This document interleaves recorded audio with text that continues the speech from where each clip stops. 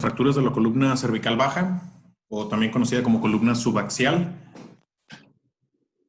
Los objetivos de este tema o de la clase van a ser describir las fracturas que comprometen a la columna cervical baja, la biomecánica de la columna en esta región, las clasificaciones de las fracturas que se utilizan actualmente, conocer los abordajes quirúrgicos y las referencias anatómicas a buscar, y conocer los tipos de tratamientos conservadores y las opciones de tratamientos quirúrgicos que existen y que actualmente son disponibles. Como introducción, el tratamiento de las fracturas y luxaciones de la columna cervical baja generalmente se acompañan de lesiones graves neurológicas que suelen culminar con invalidantes secuelas definitivas en los pacientes. Y generalmente el tratamiento se centra en realizar una descompresión medular para disminuir el daño neurológico tan pronto como sea aconsejable o que el paciente lo permita, y estabilizar la columna para comenzar lo antes posible un adecuado programa de rehabilitación. Por esto es fundamental que todos los pacientes que lleguen al área de urgencias, aquí puse alguna lista de los pacientes que se debe de sospechar o se debe de investigar una lesión de la columna cervical, accidentes de mecanismos de alta energía, cualquier paciente, aunque haya sido mínimo el traumatismo, pero que presente algún déficit neurológico, pacientes politraumatizados con traumatismo craneoencefálico, lesiones por inmersión o clavados, pacientes en estado de ebriedad, cualquier persona que presente un traumatismo por encima de la columna, de la línea clavicular, o que presente algún traumatismo facial. Primero, la biomecánica. Desde el punto de vista de la ingeniería, la disposición curva que tiene la columna es importante para poder presentar la resistencia que tiene. Menciona que la resistencia de la columna es proporcional al cuadrado del número de curvaturas que tiene, más 1. La primera persona que lo mencionó de esta manera fue Capanggi. Teniendo en cuenta los segmentos móviles y la resistencia de la columna, la presencia de curvatura le va a dar 10 veces más resistencia que si fuera una línea recta, y gracias a las curvas sagitales móviles se genera una mayor estabilidad y aumenta la resistencia axial. Dentro de la biomecánica, algunos bibliografías que revisé en donde hacen referencia a Capanggi mencionan que las columnas se pueden dividir, la columna cervical, en dos columnas. Los componentes del cuerpo vertebral serán divididos en anteriores y posteriores, tomando como los que se encuentran posterior al ligamento longitudinal posterior. Los que se encuentran posterior a este serán conocidos como los elementos posteriores, y el ligamento longitudinal posterior y todos los componentes anteriores a este serán conocidos como los elementos anteriores de las dos columnas. A través del pilar anterior, la columna soporta esencialmente fuerzas de compresión, como lo pueden ver aquí, en uno de los esquemas que tenía Capanggi, mientras que el pilar posterior resiste fuerzas de tensión. Este pilar, estando de manera estática, sin movimiento activo, soporta el 80% del peso de los segmentos superiores en la columna y todo lo que se coloque sobre ella. Y el 20% restante lo soportan los pilares dinámicos, que son la región posterior. La transmisión de las cargas a lo largo de las curvas lordóticas se produce principalmente a través del pilar posterior, y en el caso de las curvaturas sifóticas a través del pilar anterior. Los pedículos de las zonas de transición, cervicodorsal y dorsolumbar, resisten. Ahora, pasando de la biomecánica a lo que son el inicio de algunas de las clasificaciones, Dennis era un fisiólogo y médico también, que dividía la columna vertebral en 3 columnas. Esta persona, Dennis, los dividía como columnas anteriores, que sería esta, columna media y columna posterior. Los ligamentos vienen aquí mencionados, y él hace referencia a que la columna anterior está comprendida desde el ligamento longitudinal anterior y el anillo fibroso anterior. Esto corresponde al cuerpo vertebral principalmente, o a la porción anterior del cuerpo vertebral. La columna media se encuentra comprendida entre el anillo fibroso posterior y el ligamento longitudinal posterior, que pasa por esta zona. Corresponde a la pared posterior del cuerpo vertebral, si la dividimos en 2, y la columna final o posterior comprende el complejo óseo posterior, los pedículos, facetas, láminas, ligamentos, y todo el arco y complejo ligamentario que se encuentra en la región posterior de la columna, entre las apófisis espinosas. Algo importante mencionar de la columna cervical o subaxial, el diámetro del canal medular en esta zona es más ancho a nivel de C1 y C2, mide aproximadamente 20 milímetros en esta región, y es más angosto conforme va bajando en los niveles de C3 hacia abajo. Aquí pueden ver la amplitud, o el área más estrecha es entre C5 y C6. Esto es importante saberlo. ¿Por qué? Porque cuando existe una lesión cervical es por esto que el diámetro mayor en esta zona permite grados de desplazamiento mayores, y en ocasiones cuando hay lesiones cervicales altas en C1 y C2, el paciente no presenta ninguna lesión neurológica, ya que pocos milímetros le da un rango de movimiento de hasta 6 milímetros en la región proximal. Y es por eso que generalmente en las lesiones más bajas son más frecuentes las lesiones nerviosas, y es por eso que C5 y C6 generalmente es una de las zonas más afectadas de la columna sub, por su estrechez, como podrán ver aquí. Bueno, aquí igual para dividir los ligamentos, la membrana atlanto-occipital, cómo están los ligamentos, el longitudinal posterior, que es el que divide principalmente en anterior y posterior según Capangyi, y el que sirve para normar la región de la columna media y la región posterior o columna posterior de Dennis.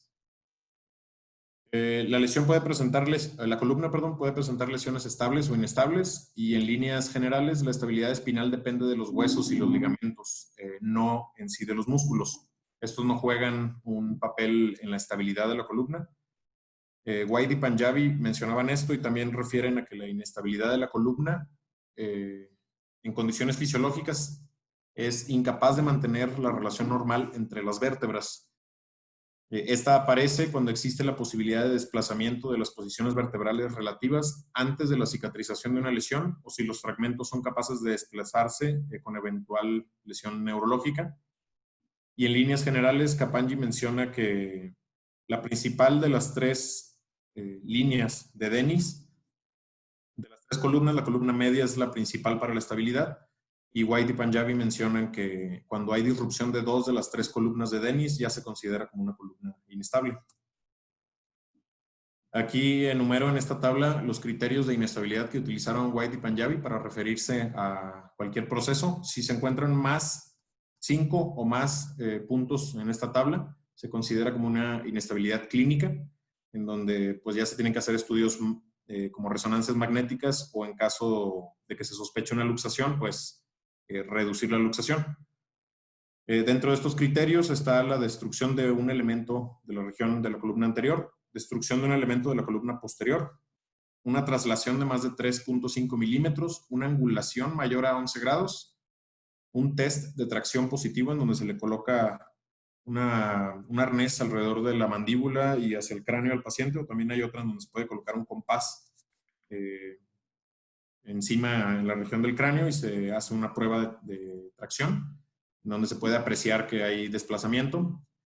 Cuando aparece una lesión de la médula espinal, lesión de alguna raíz nerviosa o algo focalizado, estrechamiento del espacio discal o anticipación de grandes cargas a la hora de la evaluación. 5 o más de estos puntos nos hablan de que existe una inestabilidad.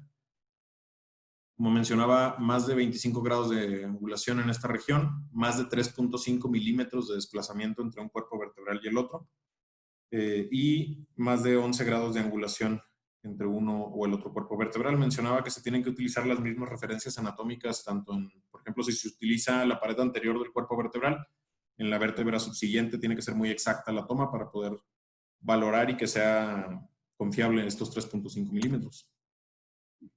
También mencionaba White y Panjabi que los grados de inestabilidad los pueden dividir en 3 fases o 3 grados de inestabilidad. El grado 1 es una inestabilidad mecánica con posibilidad de desarrollar una cifosis progresiva después de la lesión.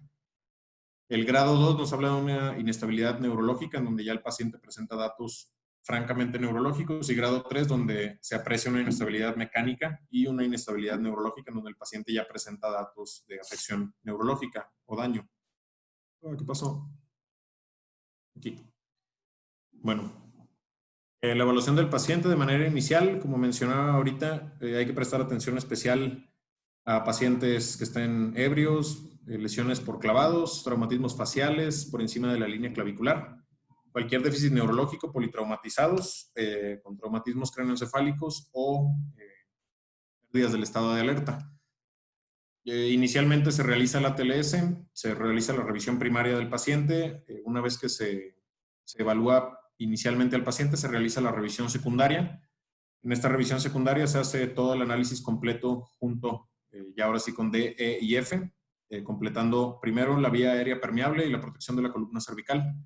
Aquí mencionaba, bueno, esto no nos toca tanto a nosotros, es más para paramédicos, pero se tienen que utilizar los arneses y las tablas rígidas con todo el dispositivo en araña que abraza al paciente.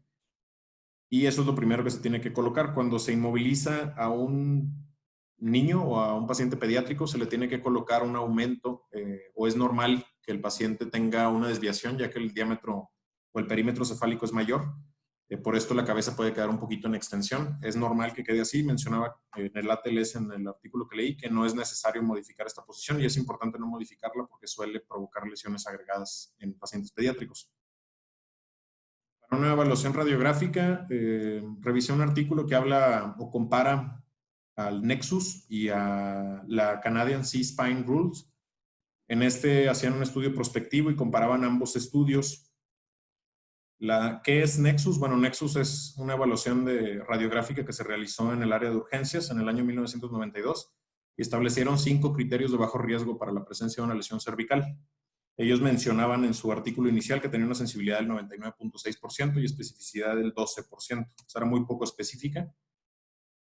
En Nexus, estos son los criterios que presentaba. Radiografías que indiquen que el paciente tuvo una lesión, en donde la línea media cervical presenta, en donde a la palpación el paciente presenta dolor, si el paciente no debe de presentar, por ejemplo, estos son los criterios de bajo riesgo, en donde no hay pacientes intoxicados, en donde el paciente tiene un nivel de alerta normal, donde no hay datos de focalización, no hay, por ejemplo, retiro del estímulo doloroso y Glasgow se encuentra completamente normal. Esta, como mencionaba, fue creada en 1990 y posteriormente las guías de Canadian Spine Rules valoran de alto riesgo y 5 de bajo riesgo, que permitirían una movilización segura del paciente y la capacidad del paciente para rotar el cuello. Si no existen factores de alto riesgo, se cumplen los de bajo riesgo y el paciente puede girar la cabeza sin dolor cervical. No será necesario realizar estudios radiográficos adicionales. Esto es lo que me...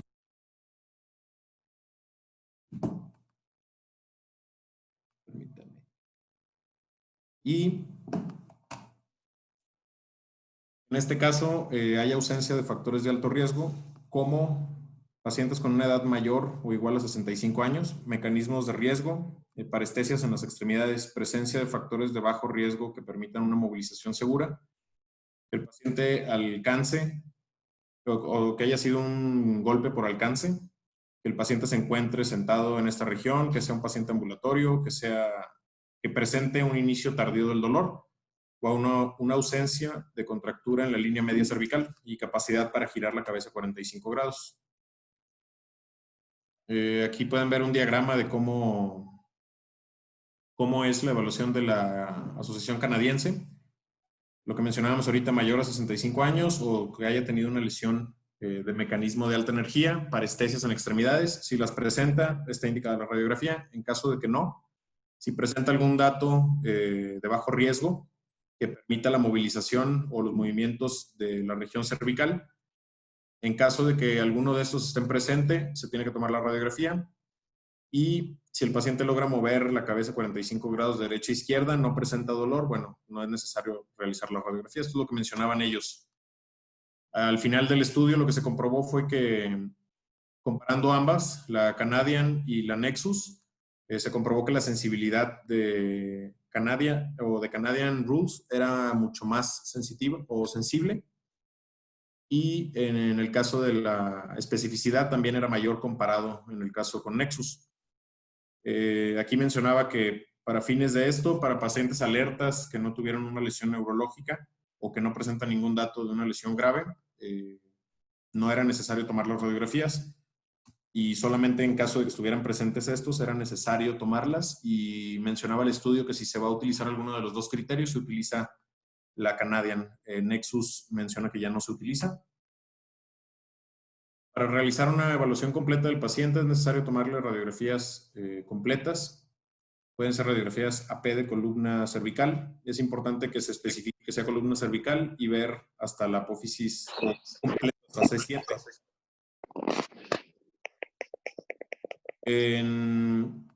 Se pueden tomar radiografías oblicuas en caso de que exista alguna sospecha y menciona que es imprescindible o es importante tomar una tomografía axial del paciente. Se puede hacer una tomografía simple o con reconstrucción 3D.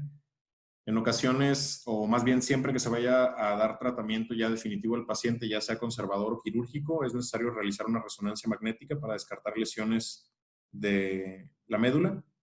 Y en caso de que no se cuente con alguno de estos, se puede sustituir por una mielografía.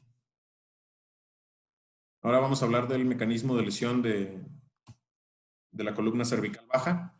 Los mecanismos que pueden producir estas lesiones vertebrales, como pueden ver, existe la flexión, extensión, una compresión axial sobre la columna, una distracción, rotación o combinación entre estos anteriores. Allen y Ferguson hicieron una clasificación que es la más utilizada hasta la fecha, y AO comparte algunas de estas indicaciones, en donde ellos hicieron este diagrama que presentaron en su artículo de exposición, en donde ellos expusieron sus mecanismos de lesión y qué tipos de trazos de fractura iban a presentar. Dividían esto en dos círculos o dos semicírculos, en donde todas las lesiones que se encuentran en la región anterior, dividiendo el reloj a las 12, se consideraban como usualmente inestables, y las que se encuentran en la región posterior generalmente se consideran como estables.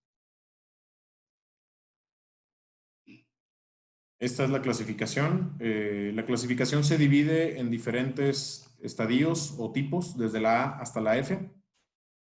Las primeras son fracturas por flexión-compresión, en donde sufre una flexión en la columna cervical en la región superior sobre la región inferior entre C3 y C7. La rotura del ligamento longitudinal posterior y anterior a nivel de la fractura con un ensanchamiento interespinoso. Generalmente se produce una disociación o dislocación anterior del 50% del cuerpo vertebral, y usualmente se produce en la columna cervical baja, por lo que puede pasar desapercibida si en la radiografía inicial no se logra ver hasta C7. En este caso, en la clasificación de Ferguson, la tipo 1 es flexión-compresión, como mencionamos, y es el mecanismo de corte que resulta en una fractura en lágrima, que son este tipo de fracturas. La etapa 1 es una contusión del cuerpo anterior, como pueden ver aquí, y los elementos posteriores se encuentran intactos.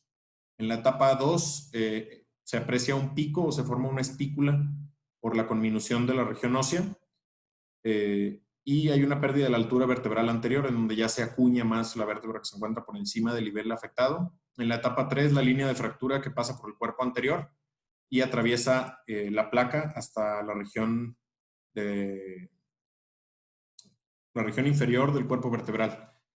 En el tipo 4, el margen inferoposterior está desplazado menos de 3 milímetros en el canal neural, y en la tipo 5 son fracturas en lágrima con el margen inferoposterior con un desplazamiento mayor a 3 milímetros hacia el canal neural, hacia esta región, y hay un fracaso de los ligamentos posteriores y ligamentos longitudinales que sostienen al cuerpo vertebral.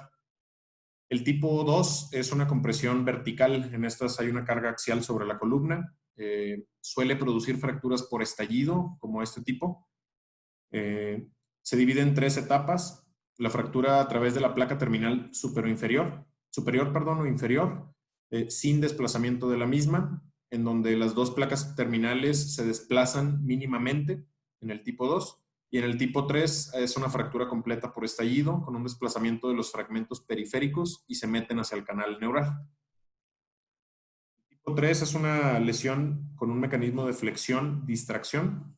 Esta es muy frecuentemente o es común que produzca luxaciones de la columna. Se divide en 4 etapas. La etapa 1, existe una falla de los ligamentos posteriores y una divergencia de los procesos espinosos, en donde se puede apreciar en la radiografía lateral cómo hay un aumento en el espacio entre las apófisis espinosas. En el tipo o en la etapa 2, la luxación facetaria es unilateral, en este caso, y hay una traslación de menos del 50%. En la etapa 3, la luxación facetaria es bilateral, y en esta hay una traslación de más del 50%.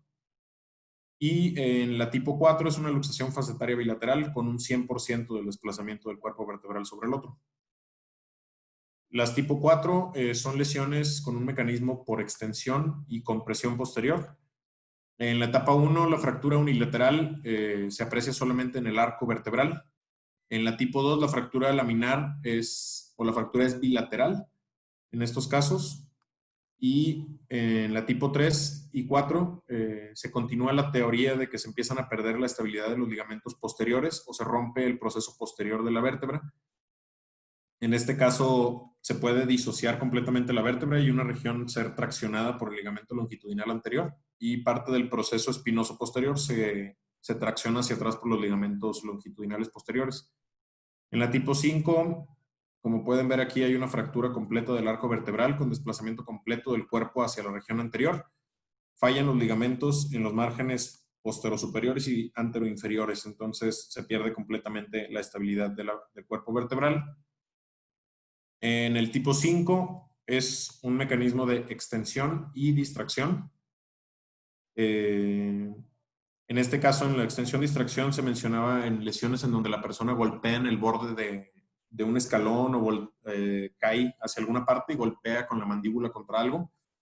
O también mencionaba que puede suceder como en los ahorcados, en donde sufren un hemiahorcamiento con alguna cuerda, un cable o algo así, en donde sufren una extensión y una distracción brusca del cuello y esto produce en el tipo 1 una falla del complejo ligamentoso anterior, en donde se rompe y abulsiona un fragmento o una espícula ósea. Hay un ensanchamiento del espacio discal y no aparece un desplazamiento posterior. En la tipo 2 falla el complejo ligamentario posterior y hay un desplazamiento superior del cuerpo hacia el canal, o sea, se luxa y se mete hacia el canal medular. Y en la última, que sería la tipo 6, en esta son lesiones generalmente laterales, por flexión lateral de la columna, como la imagen que puse ahorita de mecanismo de lesión, cayendo con el cuello en extensión lateral o con una flexión hacia lateral. En la etapa 1, la fractura por compresión es asimétrica, unilateral en el cuerpo, más un arco vertebral se fractura y el lado ipsilateral no presenta un desplazamiento. Y en el tipo 2, como pueden ver aquí, aparece un desplazamiento en la vista AP. Hay falla de los ligamentos en la región contralateral al lado lesionado. Esta clasificación, existe otra clasificación que se llama Harris. Esa clasificación de Harris en otro de los artículos que leí dice que ya no se utiliza porque fue reemplazada por esta. Y la de Harris se hizo en 1981, 5 años antes de que sacaran esta. Por eso se sustituyó por la de Ferguson. Y la clasificación que se utiliza por parte de la AO, esta la divide en diferentes tipos de lesión. Hay una clasificación especial solamente para la columna y especialmente para la columna subaxial, entre vértebras de C3 a C7. Los tipos de lesiones se dividen en A, B y C. Los tipos A son compresión, como el tipo 1 de Ferguson, por ejemplo, en donde hay una lesión del cuerpo vertebral. En las tipo B hay una lesión de la banda de tensión y en el tipo C es una lesión que provoca traslación sobre el cuerpo vertebral y generalmente son fracturas luxación, o más bien siempre son luxación. En la tipo A, como mencionábamos ahorita, son lesiones con presión en el cuerpo vertebral. Estas se dividen en A0 y A1. A0 son lesiones con lesión estructural mínima, en donde las láminas pueden estar lesionadas y estas generalmente son tratadas de manera conservadora. No es necesario realizar ningún tipo de tratamiento quirúrgico en estos tipos de fracturas. Y algo importante a mencionar es que cualquier tipo de lesión cervical debe ser inmovilizada siempre y debe recibir un tratamiento que no sea con collarín blando. Ahorita lo voy a explicar un poco más adelante. En el caso de las tipo A1, para las lesiones, para la clasificación AO, son compresión e impactación del cuerpo vertebral, en donde pueden apreciar que se comprime un cuerpo vertebral sobre el otro. Generalmente daña la pared posterior del cuerpo vertebral y puede llegar a provocar también una herniación traumática del disco intervertebral. En las A2, este tipo de lesiones, hay una una afección completa del cuerpo vertebral o involucra ambas plataformas del cuerpo y no hay lesión de la región posterior del cuerpo,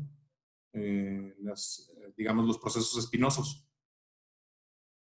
En el tipo A3, en este caso, sí hay un involucro de la región posterior y todo el cuerpo vertebral de su plataforma superior se encuentra completamente destruido, o la plataforma inferior, pero no incluye ambas plataformas. Y en la A4 hay una conminución del cuerpo vertebral en donde se encuentra una fractura completa de este mismo. Las tipo B son lesiones de la banda de tensión, como mencionamos. En estas, por ejemplo, en las B1 o en las B1, perdón, en estas son lesiones monosegmentales de un solo cuerpo vertebral, en donde hay una lesión que se extiende a través de todo el cuerpo hasta la punta de la apófisis espinosa. Puede ser como este tipo de lesión. Y en el tipo B2 se aprecia la lesión de esta, pero se incluye la lesión de todos los ligamentos que se encuentran en la región posterior de la columna vertebral. En la tipo B3 hay una lesión completa y una disrupción completa de la asociación entre los cuerpos vertebrales. Puede haber lesiones anteriores como menciona aquí, del disco, aparte de la lesión ósea, y generalmente toda la región posterior queda angulada, toda la región de la banda de tensión. El tipo C, en la clasificación de AO, todas hablan forzosamente de un desplazamiento. En estas tiene que haber una luxación para poder entrar dentro de estas clasificación tipo C. En este existe o se clasifican como C, C1, y posteriormente AO las clasifica en el paréntesis que deja en medio o en el espacio que queda en el guión bajo. Se debe de rellenar con clasificaciones, puede ser F1, F2, F3 y F4. Solo la letra C es la única que tiene esta subclasificación, en donde F1 son sin desplazamientos, fragmentos menores a 1 centímetro y menos del 40% de la masa lateral se encuentra afectada, como pueden ver aquí. En la F2 hay una ruptura o fractura de la faceta y es potencialmente inestable. El fragmento es mayor a 1 centímetro y hay una afección mayor al 40% y hay un desplazamiento de la masa lateral. En la F3 hay una masa lateral flotante, en donde se fractura toda la región de la masa lateral y queda completamente disociada aparte del cuerpo vertebral. Y en la F4 aparece una subluxación o luxación completa de las facetas, en donde se puede ir hacia anterior o hacia posterior. Perdón, estas también se pueden modificar, aparte de la F1, F2 y todas estas, se le puede agregar el modificador BL, que significa lesiones bilaterales o de ambas facetas, y la F especifica que la lesión se encuentra localizada en una de las facetas. Por ejemplo, en F1, en estas no hay lesión facetaria, entonces si cumple con un criterio para F1, pero tiene una lesión facetaria, se debe agregar el modificador especial. Y bueno, aparte, AO agregó a su clasificación unos modificadores especiales para modificadores del estado neurológico. En este caso, aparte de agregar todo esto que mencionamos ahorita, al final se puede agregar desde N0 hasta N5. N0 es un paciente que se encuentra neurológicamente íntegro. N1 con un déficit transitorio que se resolvió. N2 presenta algún tipo de radiculopatía. N3 una lesión de la médula espinal que es incompleta. N4 es una lesión medular completa y N5 por alguna razón no puede ser evaluado el paciente. También existen los modificadores en casos especiales. O sea, aparte de la N, puedes agregar también una M al final, en donde se dividen desde M1 hasta M4. La lesión del complejo en M1 se encuentra lesionado el complejo cápsulo ligamentario posterior sin una ruptura total. En M2 hay una herniación discal crítica o que afecta directamente el canal medular. M3 hay una enfermedad metabólica ósea agregada al paciente, la que sea. M4, anormalidad de alguna arteria vertebral. Esto mencionaba O que es importante que se mencione para que a la hora de que el cirujano va a realizar su planeación quirúrgica pueda saber si existe algún tipo de modificación que tenga que agregar a la planeación. Encontré un algoritmo para hacer la clasificación más rápida o no memorizar, aunque pues, la verdad es que sí está bien compleja la clasificación de columna. Se menciona primero preguntando, ¿hay luxación o no hay luxación? Si sí existe luxación, inmediatamente se convierte en una C. Si no existe la luxación, se menciona, ¿hay una lesión de la banda de tensión? Si sí existe una luxación, una lesión, perdón, de esta banda, se pregunta, ¿es anterior o posterior a la lesión que tiene? De ser anterior, se clasifica como una tipo B3, en donde fue una lesión por hiperextensión.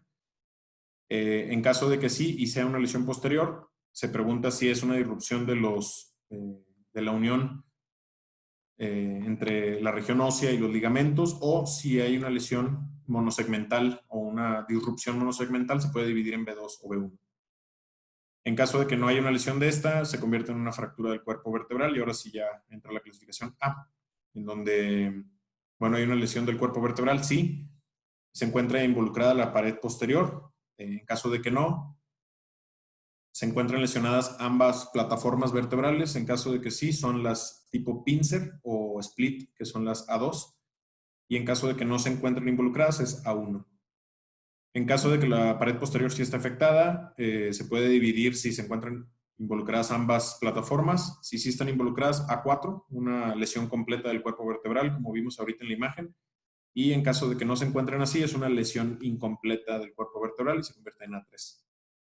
Y pues si no hay una fractura, pues, o si es insignificante la lesión ósea, se clasifica como A0, y en caso de que no, pues no tiene lesión. El tratamiento inicial, para los pacientes, el tratamiento inicial y conservador se utiliza solo, mencionaba, o más bien AO solo menciona que se utiliza para pacientes que tienen lesiones menores o desplazamientos menores a 1.5 milímetros, que no tengan compromiso de ningún área articular vertebral y que no presente ningún compromiso del canal medular, ningún dato de focalización o que sean clasificadas como A0 o A1. En este caso, el tratamiento conservador se puede inmovilizar para fracturas estables con una tracción craneal. Históricamente viene mencionado que se utiliza esto como tratamiento conservador. Inicial para los pacientes que presentan alguna luxación.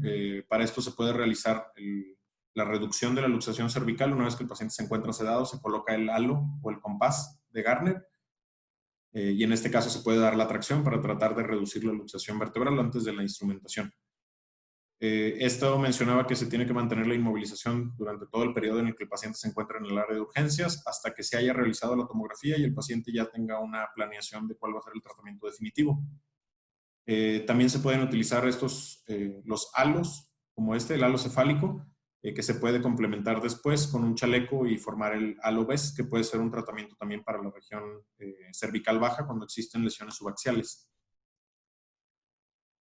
Quise agregar esto, que era un artículo que había leído, que era de los protocolos de NACIS, desde NACIS 1 hasta NACIS 3, y este artículo evaluaba los 3 NACIS juntos y mencionaba pues a qué conclusión se llegaba.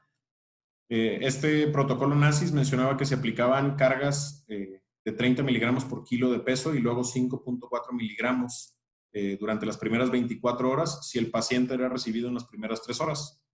Se continuaba durante 48 horas en caso de que fuera tratado posterior a las 3 horas, pero en las primeras 8 horas.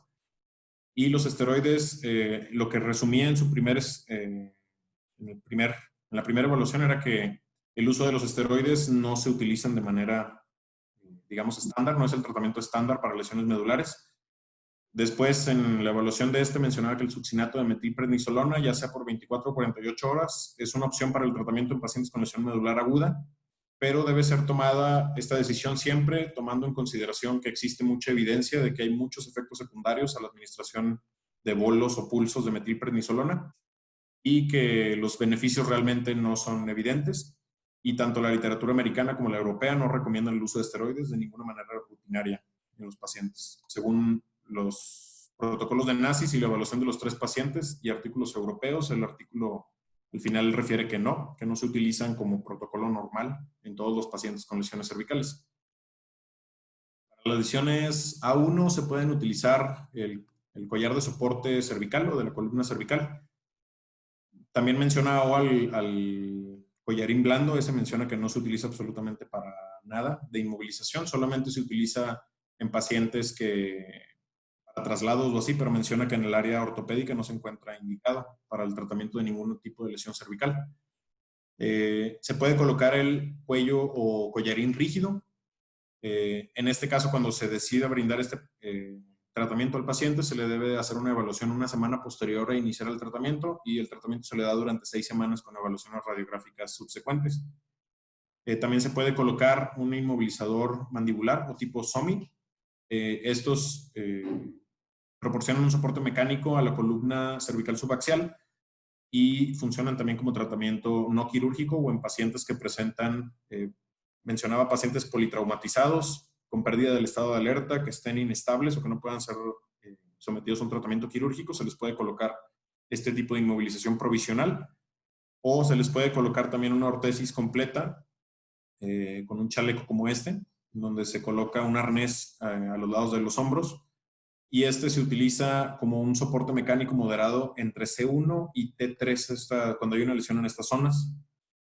También menciona que debe ser evaluado una semana subsecuente con rayos X, y el tratamiento se brinda desde 6 a 12 semanas. El tratamiento quirúrgico, bueno,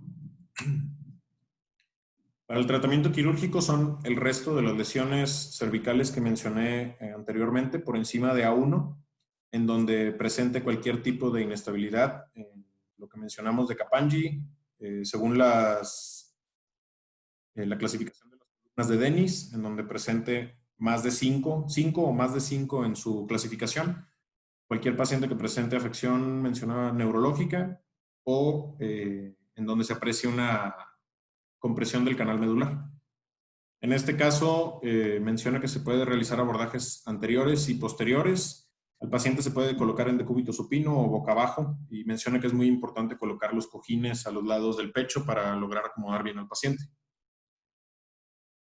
Para fines del abordaje en la región anterior es importante hacer un recordatorio rápido. Vamos a abordar en la región medial del músculo esternocleidomastoideo y la fascia profunda. Más adelante, si vamos resecando estos músculos, como pueden ver, quitamos el esternocleidomastoideo, encontramos más abajo a los músculos largos del cuello, al trapecio, partes del trapecio, elevador de la escápula, escalenos, y aún así, si seguimos entrando más profundo, llegamos hasta donde se encuentra la vena yugular interna, el nervio vago y su trayecto en la región anterolateral a la tráquea, y la carótida también un poco más profundo. Aquí es importante ver cómo es la anatomía de la arteria, en este caso de las arterias vertebrales. Como pueden ver, las arterias vertebrales salen anteriores a la raíz nerviosa. Entonces, a la hora de llegar a los cuerpos vertebrales o a las apófisis transversas, mencionaba que debe ser tomado en cuenta lo delicado que es esta zona para tratarla, especialmente aparte de las raíces nerviosas, por el paso de la arteria vertebral en la región anterior cuando se hace el abordaje anterior. En este caso, como menciono aquí, es importante ver el trayecto de la arteria vertebral. Y finalmente, pues lo que vamos a nosotros, o lo que nos importa a nosotros, que son todas las estructuras óseas vertebrales. En este caso mencionaba Hoppenfield que se pueden tomar algunas referencias directamente que se pueden palpar en el paciente desde la inspección superficial. Se pueden tomar referencias, por ejemplo, lo que sería el paladar blando, paladar duro. A ese nivel se encuentra el arco del atlas. En el borde inferior de la mandíbula pasa a nivel de C2 y C3. El yoides se encuentra a nivel de C3 también. El cartílago tiroides a nivel de C4, C5. Y entre la región que generalmente es más lesionada, que es C5 y C6, está el cartílago cricoides y posteriormente el tubérculo carotidio. Esto es importante porque se toma en consideración a la hora de hacer la incisión. Para poder hacer el abordaje, se realiza una incisión superficial en la piel. Inmediatamente debajo se encuentra el músculo platisma o la región del platisma, en donde se tiene que incidir de manera subcutánea y se separan sus fibras de manera longitudinal. Una vez que se hace una separación longitudinal de las fibras, podemos ver la fascia cervical profunda. El platisma es girado hacia los lados o desviado hacia los lados, y se puede apreciar la fascia cervical profunda del músculo esternocleidomastoideo. Aquí el esternocleido se mueve hacia un lado y en ese caso ya podemos ver la arteria carótida y se sigue viendo la fascia cervical profunda. Entrar de esta manera, bueno, pues aquí te lo ponen bien bonito, pero pues cuando está todo lleno de sangre no es tan fácil identificar todas las estructuras que hay aquí. Se deben de colocar los separadores y retraer o iniciar la retracción de los músculos largos del cuello para poder desplazar la tráquea hacia un lado. En este caso menciona que es importante, una vez que se llega a esta zona, identificar el cuerpo vertebral, ya una vez que se ha desplazado la tráquea hacia el lado, mencionaba que se debe desplazar siempre hacia el lado contralateral, al lado en donde se encuentra el cirujano trabajando, dependiendo qué región del cuerpo vertebral es la que se quiera abordar, si es la región lateral o medial del cuerpo vertebral, es dependiendo de qué lado se va a colocar, digamos, los separadores y hacia dónde se distraen. En este caso, ya una vez que se llega aquí, menciona que se introduce una pinza especial, no recuerdo el nombre de la pinza, pero se toca la superficie y se debe de palpar, puede ser con un osteotomo, para ver que se encuentra sobre la fascia pretraquial. Perdón, se retrae la fascia pretraquial y se encuentra la zona del periósteo. En esta zona ya se incide directamente y se ve el cuerpo vertebral. Se quita la fascia paravertebral longitudinal y ya pues podemos ver directamente el cuerpo vertebral, que es lo que nos interesa. En el caso del disco intervertebral también se tiene que realizar una disección cuidadosa del músculo largo del cuello para poder retraerlo hacia ambos lados y poder tener una buena visualización directa del cuerpo vertebral. Para fines de un abordaje en la región posterior, se realiza, primero se localiza la apófisis espinosa de C2 y la apófisis de C7 a T1. En esta región se traza una línea media y se incide sobre la línea media. Encontramos la región de la fascia, en donde se encuentra por debajo el músculo trapecio. En esta zona también mencionaba que se debe tener cuidado para no provocar lesiones nerviosas superficiales de la región del nervio occipital posterior. Se secciona parte del músculo trapecio y en esta zona se retrae la fascia. Por debajo del trapecio encontramos los músculos espléneos. El tercer nervio occipital se encuentra en una región inferior, todavía un poco más abajo. Y conforme se van resecando estos, más profundamente se encuentra el semiespinal del cuello, transverso espinosos y oblicuos inferiores y transversos del cuello. Aquí, una vez en la incisión posterior, podemos identificar, ahora sí, ya que vemos los procesos, las apófisis espinosas, podemos identificar el ligamento amarillo, y que se pueden colocar dos pinzas de campo a los lados en las apófisis espinosas, en donde se encuentra este ligamento, para poder realizar una tracción y ver si es comprobable la inestabilidad franca de la pared o del arco posterior. Se va disecando o se utiliza un osteotomo Romo para ir disecando gradualmente la región en donde se quiera trabajar y se van dejando descubiertas las láminas en caso de que se vaya a realizar una descompresión. Posteriormente, se deben identificar las cápsulas articulares facetarias y el ligamento amarillo. En esta región se puede realizar una incisión y posteriormente se reseca la lámina para poder eventualmente llegar a observar ya directamente el disco herniado, en este caso, si es que lo que se busca es descomprimir al paciente o presenta una hernia traumática o postraumática. Las indicaciones para realizar una descompresión anterior. Las indicaciones para estas son la presencia de una hernia discal traumática que cause un daño neurológico. En este caso está indicada solamente la disectomía cuando no presenta una fractura agregada. La necesidad de extirpar una porción o todo el cuerpo, hacer una corpectomía completa, para una reconstrucción, para poder brindarle estabilidad otra vez a la columna y un alivio de la compresión neural. Una angulación sifótica con una compresión ventral del cuerpo. La corpectomía se realiza cuando la columna anterior está gravemente comprometida y o para extraer material que se encuentra dentro del canal espinal. Y en este procedimiento primero se realizan las disectomías por encima y por debajo de la vértebra que se va a trabajar, lo que permite una visualización directa del límite superior e inferior del canal en donde vamos a estar incidiendo directamente. Mencionaba que, por ejemplo, en el caso de una fractura de tipo lágrima o en las lesiones en donde solo hay una parte afectada, la plataforma superior, por ejemplo, se colocan unos distractores en la región de los cuerpos vertebrales adyacentes a la lesión poder introducir una pinza y poder hacer una resección del disco intervertebral, como pueden ver aquí. Después de que se limpia o se deja completamente esto, es importante, mencionaba, que se cautericen o se tenga cuidado con los vasos que pasan a nivel del cuerpo vertebral, a los lados del cuerpo vertebral. Y mencionaba que estos vasos suelen estar interrumpidos, como la arteria espinal. Pueden estar también interrumpidos en caso de que haya una fractura que haya involucrado el trayecto de los vasos. En este punto se retira todo con una pinza y con una cucharilla se debe de limpiar el excedente de lo que quedó del cuerpo vertebral fracturado y del disco. La corpectomía parcial es en casos seleccionados cuando el hueso no se encuentra completamente comprometido y donde puede ayudar para el soporte de la placa que se va a colocar. Se realiza una corpectomía parcial y la corpectomía parcial implica la extracción del cuerpo vertebral superior o inferior al nivel fracturado, en vez de retirar el que se encuentra por encima y por debajo de este. Se va retirando el cuerpo y posteriormente si se va a llegar a utilizar una caja intersomática o se va a colocar algún espaciador, mencionaba que se utilicen instrumentos que permitan tomar fragmentos más grandes, ya que estos se van a utilizar para el llenado de la jaula o de la malla que se va a utilizar. Las fracturas tipo A, la alineación de la columna, mencionaba que una vez que se ponen los distractores, generalmente al momento de realizar la distracción, solita se acomoda de nuevo la lesión y sirve de mucho la distracción para poder limpiar bien esto y ver la región que se va a trabajar. Y mencionaba que es importante no distraer demasiado para no llegar a lesionar.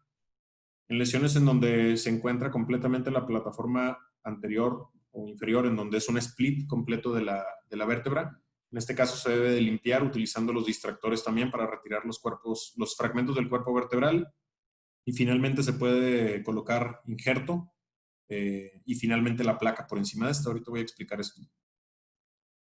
Otras opciones también, por ejemplo aquí, cuando se distrae demasiado la región que se encuentra lesionada, puede provocar también efectos de inestabilidad, entonces va a ser como paradójico. Estás operando al paciente para brindarle estabilidad, pero la excesiva distracción que le diste provoca inestabilidad de nuevo. Entonces, a pesar de que quede bien tu material de osteosíntesis, va a quedar inestable y esto va a conducir a una falla del implante y una pseudoartrosis de la columna.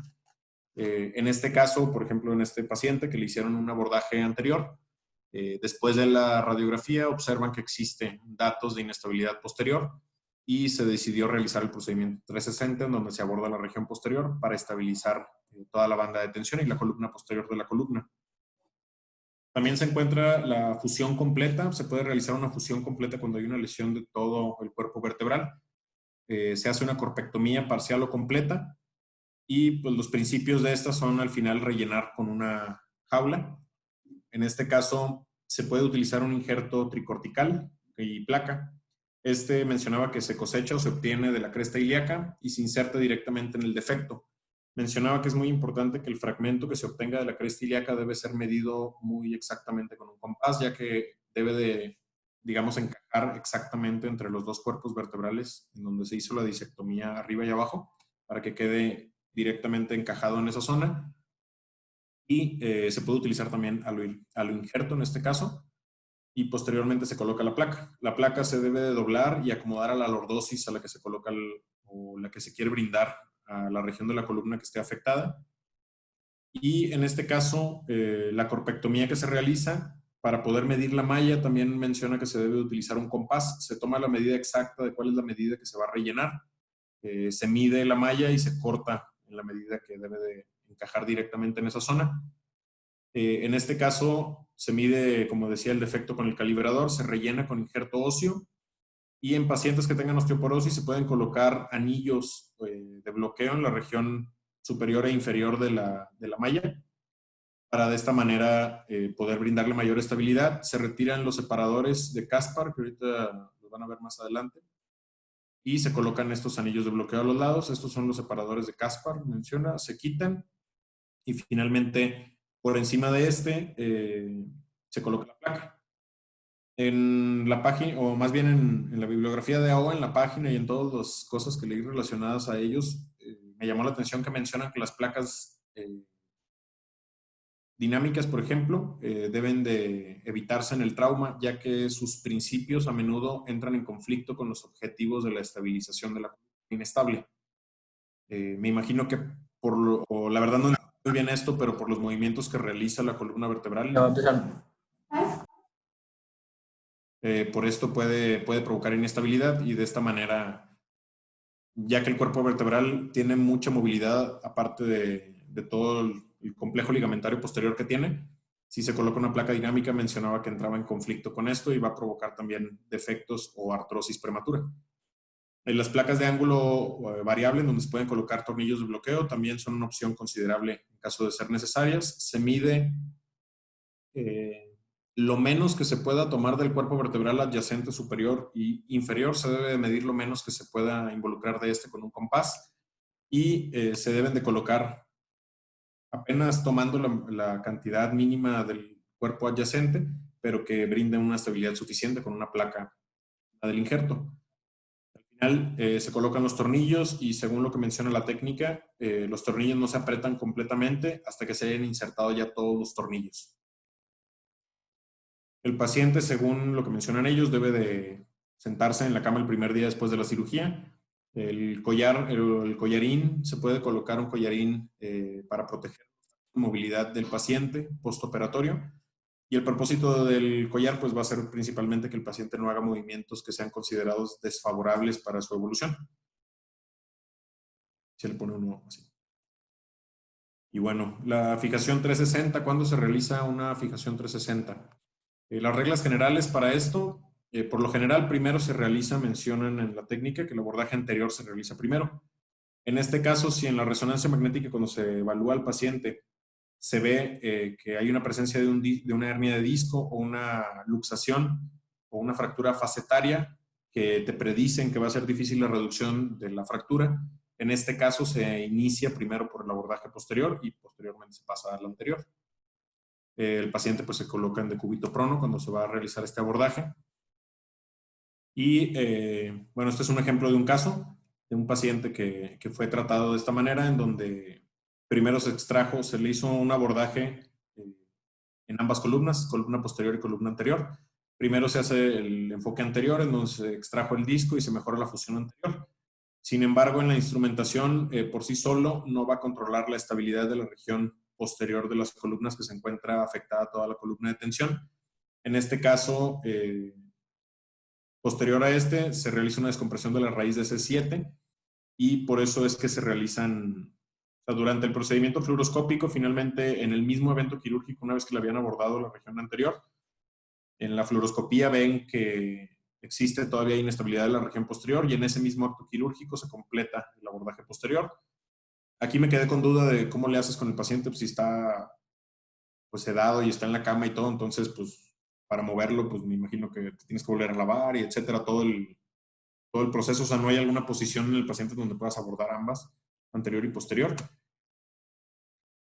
Y también existe, o mencionaba, AO hacía un énfasis especial en la colocación de los tornillos transpediculares o pediculares y los tornillos que se colocan en las láminas.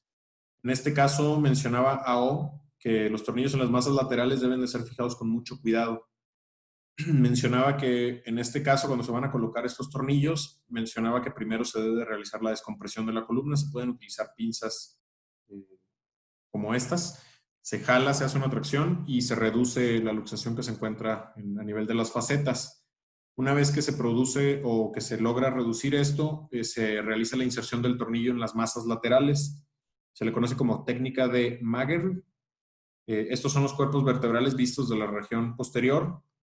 Se deben de identificar los puntos de referencias, que son los bordes laterales de las masas laterales, la faceta superior y la faceta inferior, y en estos puntos posteriormente se traza, se divide en 4, y en la región supero interna, en este sitio se debe de colocar un punzón dirigido a 25 grados de inclinación hacia la región lateral, y con el punzón, se me olvidó el nombre de cómo se llama el que se utiliza en columna, con el que se hace el trayecto.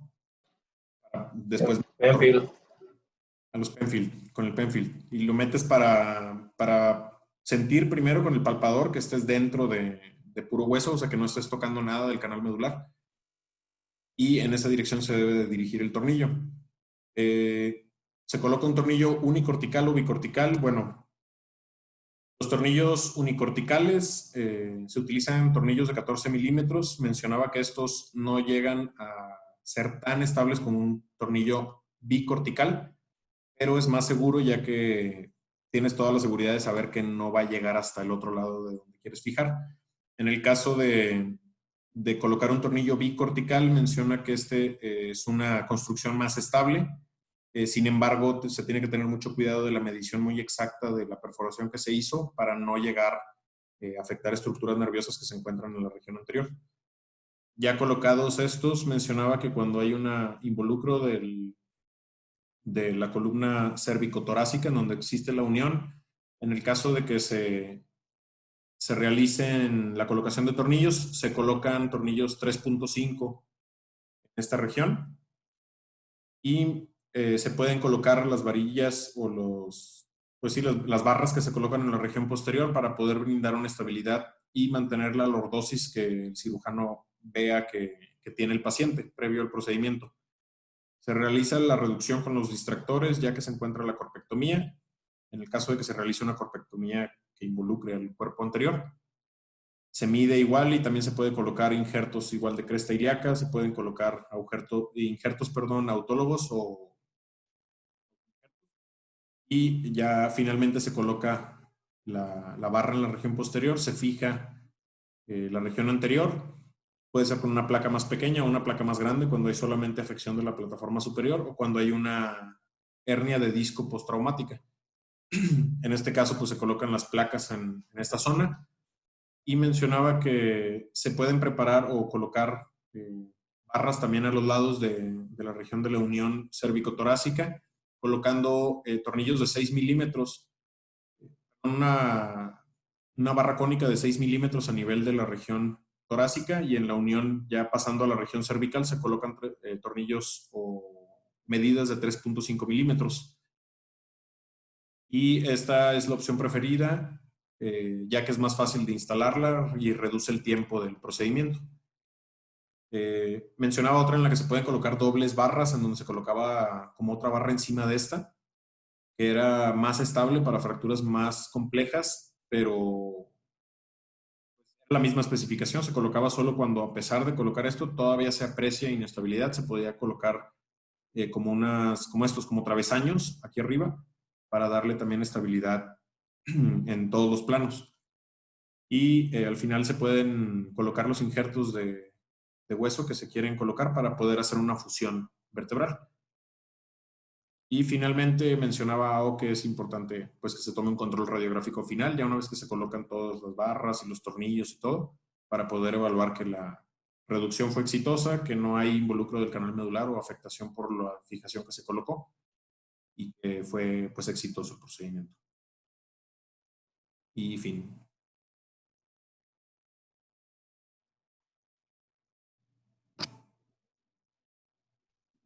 Bravo.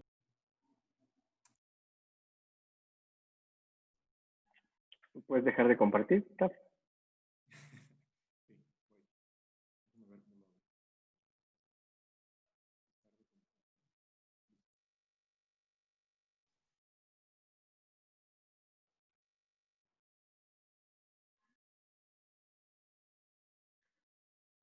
¿Dudas? Yo me quedé con una duda después de leer esto. En una bibliografía que leí decía que primero se hace el abordaje anterior en el 360 y en la última bibliografía que revisé en AO dice que se utiliza primero el abordaje posterior. Entonces me quedé con duda de si hay algún consenso de se hace siempre el abordaje posterior primero o el abordaje anterior o da igual el que se use primero. Yo había leído que se pueden hacer de las dos maneras, pero según yo sí era mejor iniciar por anterior. No sé qué digan los columnólogos. Es que yo vi que era anterior porque si lo haces anterior puedes liberar, o sea, quitar todos los restos del disco, ver bien la zona que vas a estabilizar y retiras, por ejemplo, todo el disco herniado y los restos de fragmentos óseos que se hayan metido al canal medular. Por eso empezabas por anterior. A ver, ahí el Pero- doctor Urban levantó la mano. Espérenme. Yo tengo duda cuándo se ha indicado el anterior y cuándo se ha indicado el posterior.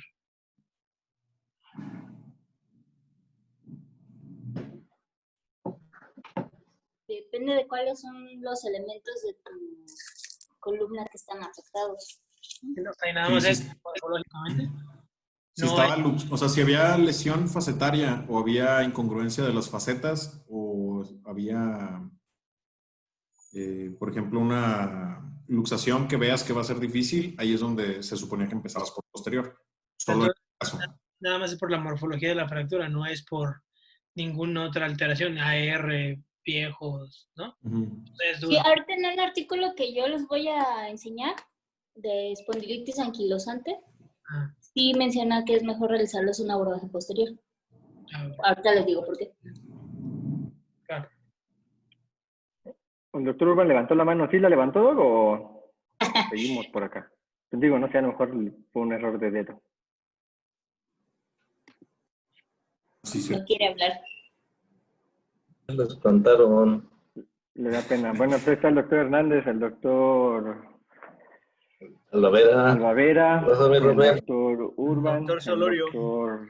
¿Cómo pones tus No, manitas? de columnólogos. Albavera, Una disculpa, Urban, el doctor no le Sergio daba esta y madre. el doctor Ugalde. Sí, una disculpa, no le hallaba esta madre, no sabían cómo poner el micrófono, ya saben que soy medio güey. Pero si quieren que comente primero Sergio y ahorita comentamos algo. O Urban, no sé, si están ahí. Y aquí estamos dos, ¿no? Que el niño le levantó la mano. ¿Ahí andas, Urban? Ya le dio pena a mi doctor. Chíamele. Al baño, ahorita viene. Bueno. Digo, finalmente si leyeron en varias literaturas, un punto clave que varias manejan, primero pues, va a ser la experiencia también del cirujano, ¿no? Definitivamente en la cuestión anatómica sí es importante el tomar una decisión apropiada para el abordaje de estas lesiones. ¿Cuál es la más frecuente, Tafinder? Mencionaba aquí que de toda la columna, la lesión Bueno, cervical baja. C5, C6. ¿Pero qué tipo de lesión? La más frecuente era A2, era el tipo de lesión que era aquí en las plataformas.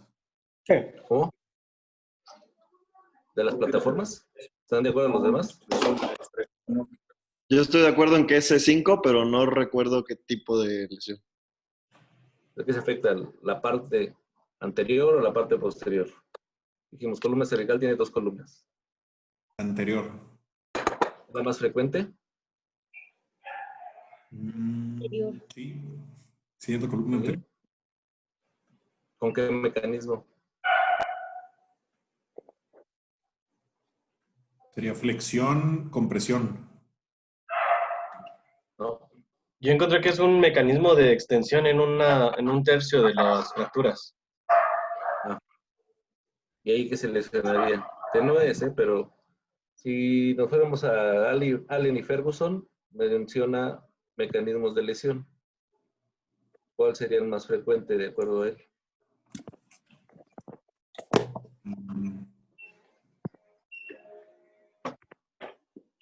O bueno, que han visto en el hospital, ¿qué es lo que más les llega de lesiones de columna cervical baja? ¿Sí o no? ¿Mandé? Extensión vertical. No. Extensión, distracción. No.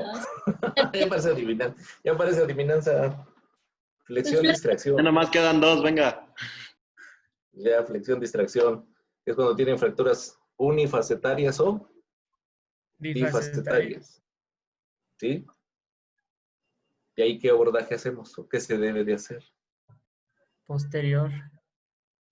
¿Por Para qué? reducirlo. Porque están lesionadas las facetas, entonces se consideraría como inestable. Ujú. Y buscarías primero estabilizar el arco posterior, o sea, todo el arco de tensión. Ajá.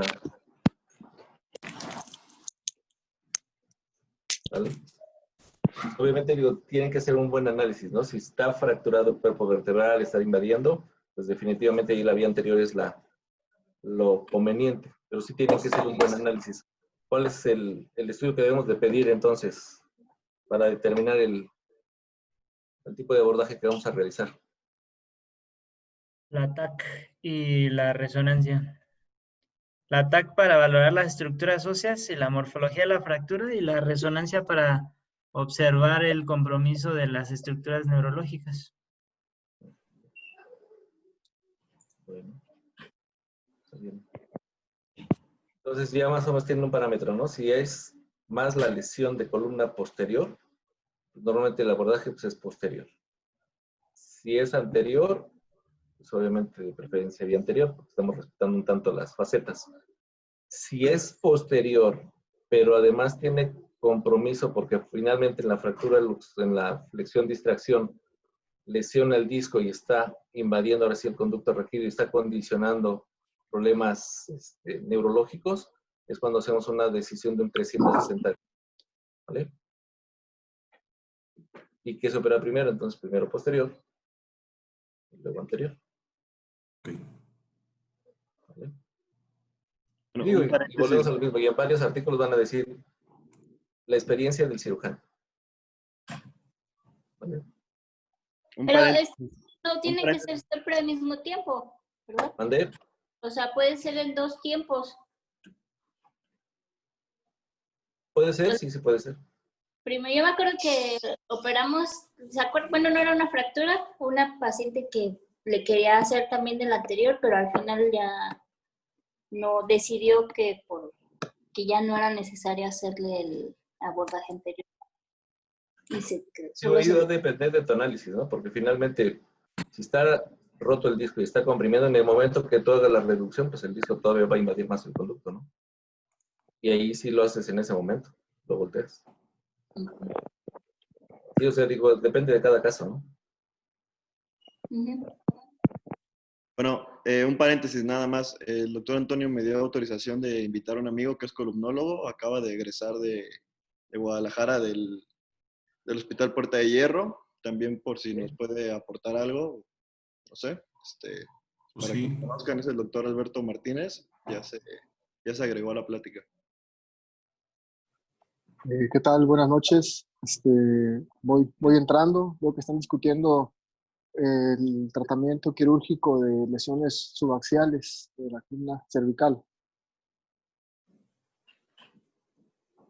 Sí, doc. Ah, ok. Bueno, parece que me perdí. ¿Hicieron alguna pregunta o alguna? Sí, estábamos hablando de cuándo se realiza el abordaje en el 360, cuándo se hace primero anterior y cuándo posterior. Cuando hay una lesión. Ok. Nada más escuché cuando hay una. ¿Cuándo se hace 360? ¿Cuándo qué, perdón? O sea, que cuando se realiza el abordaje 360, ¿cuándo se decide primero empezar por la región anterior o la región posterior? O sea, ¿en qué difería? Si cuando hay lesiones del arco de tensión o de la línea de tensión posterior o del cuerpo vertebral anterior, o dependiendo de qué estuviera lesionado, es el lado que se aborda primero. Ah, ok, bueno. En nuestra experiencia, donde yo egresé, y aparte, bueno, lo que mencionan muchos artículos, ahorita escuché que un doctor comentaba algo de la experiencia del cirujano. Digo, sí es válida, a pesar de que la experiencia viene siendo el nivel más bajo de investigación, es válido. Normalmente nosotros nos basamos mucho en la lesión del disco. Si hay una lesión del disco, como creo que lo mencionaron también, que invade canal, preferimos entrar por vía anterior, retirar disco, poner una caja, ya sea bloqueada o caja y placa, y después por vía posterior. Hay que valorar, como mencionan, si es una lesión tipo C, prácticamente se requiere un abordaje 360. Es una B en que está comprometido nada más la parte del ligamento receptor posterior o la banda de tensión posterior, se puede realizar nada más por atrás. Y si es una parte de adelante que no tenga afección del liso como tal, igual podemos entrar solamente por atrás. Influyen muchos factores también, si tiene lesión o no, lesión medular completa o incompleta.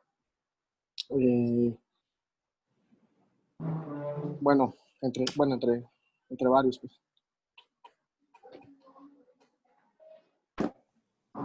Gracias. Listo, gracias. ¿Hay alguna otra duda? ¿Algo más que quieran comentar? Sí, yo tengo una duda. El doctor Urban volvió a levantar la mano, a lo mejor ahora sí se anima. ¿Ahora sí ya se escucha? Sí, Es que fuiste al baño. Pues sí, básicamente es lo que ya comentaron entre el abordaje, la diferencia entre el abordaje anterior, entre escoger por cuál se va primero, va a depender básicamente del tipo de lesión. Cuando es una fractura de luxación, como hemos llegado a tener ahí en el hospital, a veces reducir la luxación desde una vía anterior, a veces no es posible, entonces se tiene que valorar qué tan afectadas están las facetas. Si hay una fractura de luxación muy grande, a veces es preferible entrar desde la vía posterior primero para reducirla, que hay que visualizar cómo está con la resonancia magnética el disco, porque como decía el doctor que estaba comentando ahorita de Puerta de Hierro, si hay un disco extruido muy grande que está migrado o secuestrado, realmente reducirla va a ser prácticamente imposible, entonces se tiene que ir por vía anterior primero, se hace la disectomía por vía anterior y se mete un penfill entre un cuerpo y otro cuerpo y se puede hacer una especie de palanca para tratar de reducirla. Pero en lo que hemos podido ver ahí en el hospital, la verdad es que es más viable reducirlas por vía posterior primero y posteriormente ir por el disco por una vía anterior. Y lo que decía Taffinder de los tornillos a las masas laterales, es importante que lleven una orientación, porque en el plano sagital tenemos que librar un orificio. ¿Cuál es el orificio que se tiene que librar, Taffinder? La raíz, ¿no? Para no irse a la raíz. ¿Cuál? Tienes que dirigir el tornillo de la parte cefálica hacia la caudal, o sea, tiene que apuntar hacia la cabeza, más o menos unos 15 grados. Obviamente eso es lo que reporta los estudios más o menos, ¿no? Que tienen 15 grados, pero pues tienes que visualizar tus estudios y medirle antes de la cirugía para que sepas si no hay alguna variante anatómica importante ahí. Si te vas más abajo, vas a agarrar las dos facetas y puedes quedar en el orificio donde sale una raíz nerviosa. Ok. De plano axial, lo tienes que dirigir de medial hacia la parte lateral, un promedio de entre 25 y 30 grados, para que alcances a librar el orificio donde pasa cuál vaso, cuál es la arteria que dijiste. La arteria vertebral.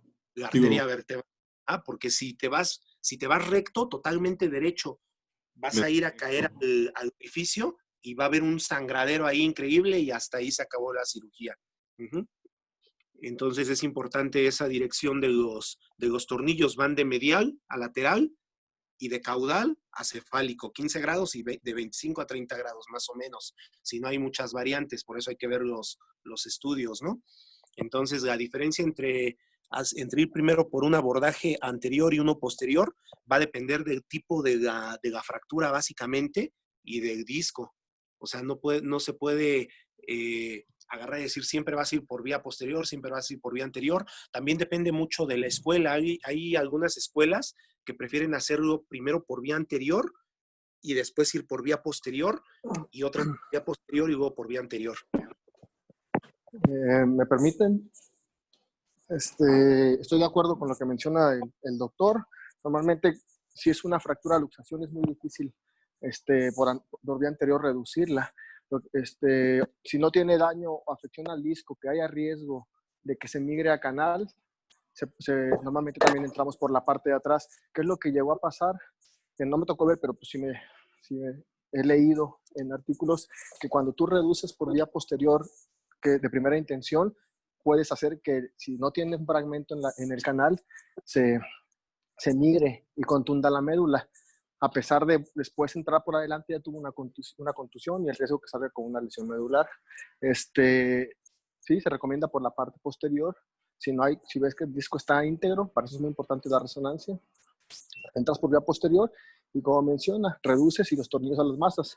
Como dice, hay diferentes escuelas. Nosotros usábamos la técnica de Rieu, que es la que menciona el doctor, de 25 y 15 grados, y también usábamos la de Roy Camille, que es 1 milímetro en el cuadrante inferior interno, y son 10 grados axial y 90 grados hacia cefálico, y como dice el doctor, siempre de caudal a cefálico.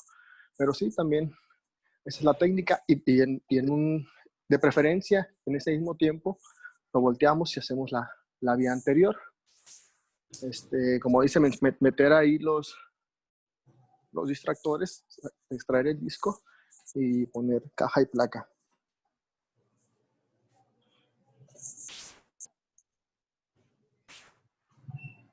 ¿Y de inicio le ponen tracción, doctor? Fíjate que, buena pregunta. No me tocó usar tracciones.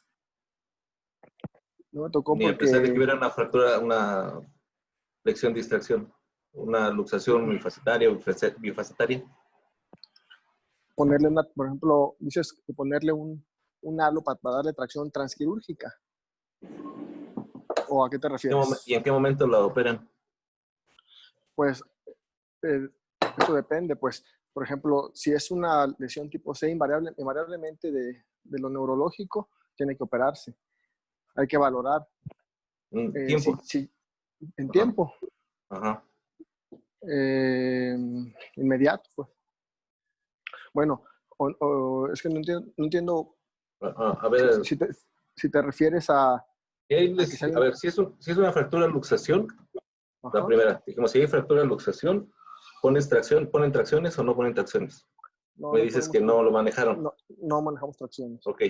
Se supone que una fractura luxación es una fractura inestable que puede venir con un compromiso neurológico puede ya progresar.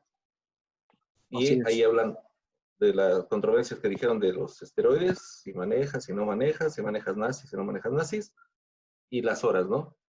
Y en qué momento se interviene, porque hay unos que hablan menos de 24 horas o después de 24 horas.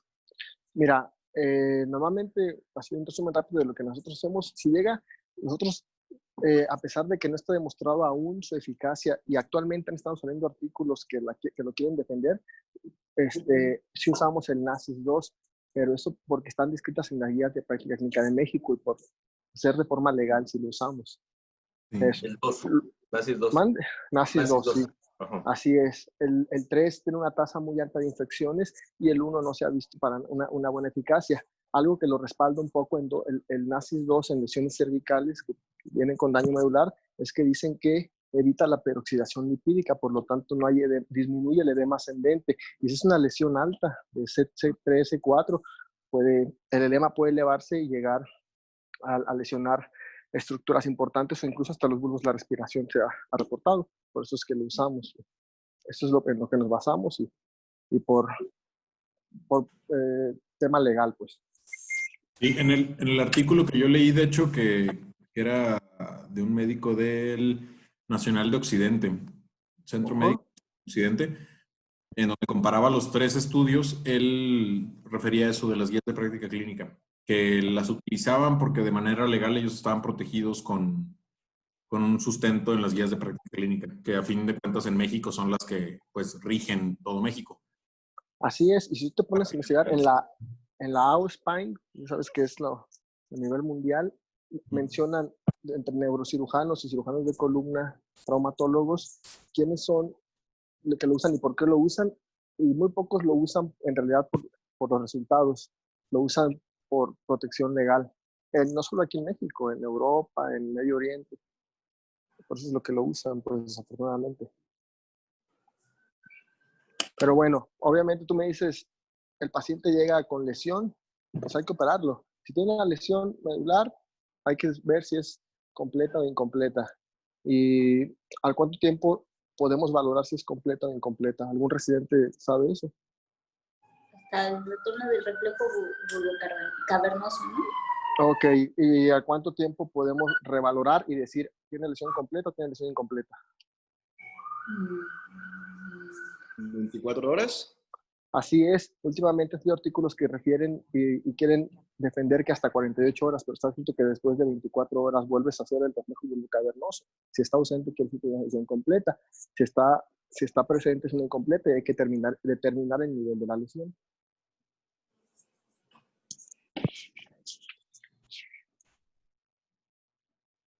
Gracias, Doc.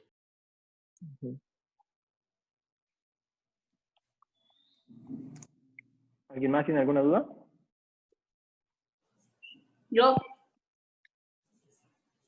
Yo en cuanto a los criterios de White y Panjabi, el último criterio es anticipación de grandes cargas, pero yo no sé a qué se refiere. Ajá, no entiendo, no.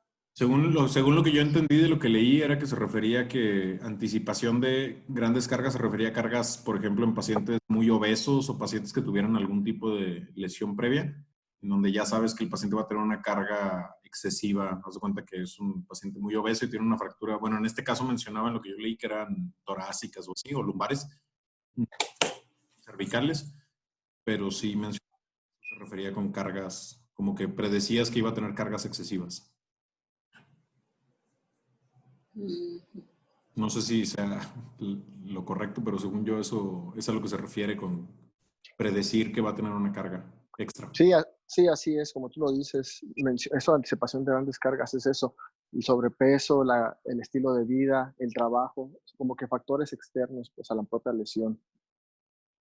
Okay. Bien, gracias. ¿Alguien más? Creo que no respondí la duda es que no entendí muy bien a cuánto tiempo lo operas al paciente. Yo creo que si era un paciente con una fractura luxación, invariablemente que le pongas el esquema NACIS o el compromiso neurológico, hay que operarlo a la brevedad. Pues. Se recomienda que el esquema, lo que mencionó, el esquema NACIS antes de las 8 horas. Se dice que es cuando es recomendado. Después de las 8 horas dicen que no tiene caso. Pero la cirugía debe ser la verdad, por eso desconozco si haya una pauta o una ventana de tratamiento quirúrgico. No sé si algún médico en experiencia en columna aquí me pueda a mí orientar en eso. No, el tratamiento quirúrgico debe de ser a la brevedad. Así como es, a la brevedad. Inmediato, entre más rápido. A nivel particular, pues es más rápido, ¿no? Porque en cuanto llega, pues prácticamente se están pidiendo las cosas para operarse. A veces no así discusión. Sin embargo, con nosotros, cuando ha llegado algún paciente, como lo han visto ustedes también, si llega un paciente en el transcurso de la tarde-noche, pues a veces lo hemos ido a operar en la madrugada, ¿no? Precisamente para evitarle al paciente más secuelas. Cuando el doctor Ernest estaba de coordinador, pues él nos facilitaba ahí lo de los tiempos y con él ya con el tiempo. Fue como cuando operaron a la paciente, doc. La paciente que se aventó un clavado. La del clavado. Sí, la del clavado. Ella. Que fueron en la noche a operarla, creo. Y que recuperó. Ok. Tuve una fractura de C1. Que se aventó un clavado, no me acuerdo a qué nivel, creo que era C1. No. Era C4, C5. Ok. Sí, que se aventó un clavado la chava. No sé si ya preguntaron, pero ¿saben cuál es el nivel que más se afecta en la columna subaxial? C5, C6. Así es. Muy bien. ¿Por qué? Es donde inicia el cambio donde inician las cargas mecánicas, el cambio entre la columna cervical y la columna torácica. Eso sería C6, ese sería C7, T1. Ese es el mayor brazo de palanca, se lo conoce como el fulcro de la columna, nivel C5. Es donde hay mayor movimiento, pues. Por eso es donde más se lesionan. Y a pesar de ser a veces traumatismos muy fuertes, porque a veces los pacientes llegan sin lesión medular, ¿saben también por qué? Porque el espacio intermedular es mayor en la columna cervical, entonces tiene más espacio para... Sí. Así es, se le conoce como los tercios de Steele. Un tercio de la médula ocupa este espacio, otro tercio está ocupado por el líquido cefalorraquídeo, y otro tercio por ligamentos, CAPS, metodones, todo eso se le conoce como tercios de Steel, una relación contenido-continente. Por eso, a pesar de ser traumatismos muy fuertes, a veces el paciente llega intacto neurológicamente.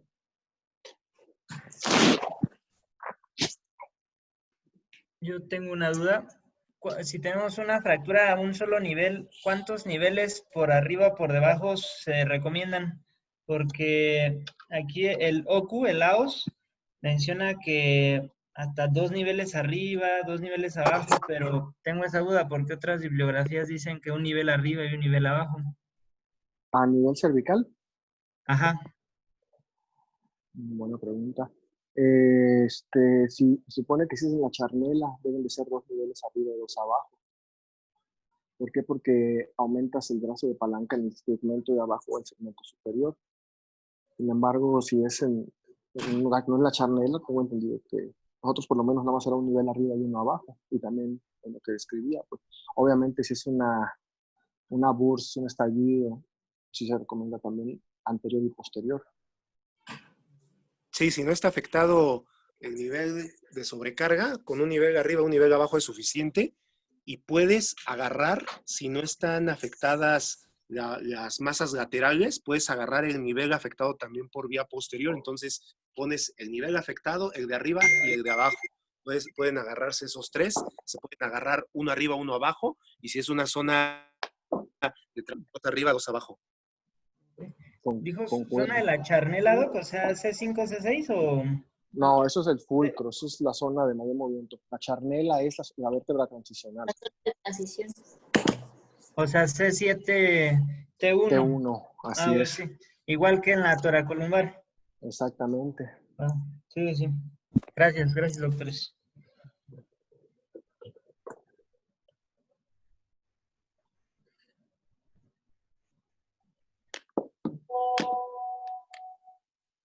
¿Tiene alguna otra duda? ¿O empezamos con los artículos? Empezamos, ¿no? Porque ya se prolongó otra vez. Bien, gracias. Gracias por las opiniones. Igual ahorita vamos a revisar algunos artículos para que igual si nos hacen el favor de seguir ayudando. Bienvenida sea la ayuda.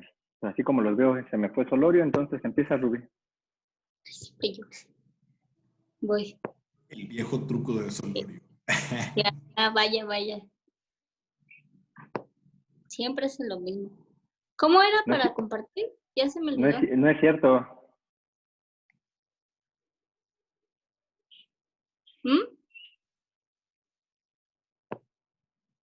Ay, no sé qué estoy haciendo. Espérenme.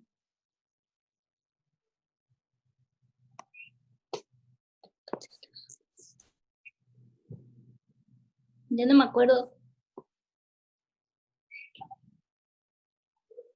Tocas la pantalla, te sale compartir, te van a salir varias pantallas y vas a compartir la que quieras. Me salen cosas.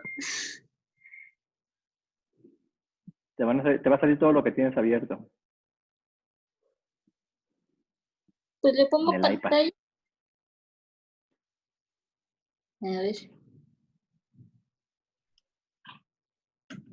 No te escuchas, Taf.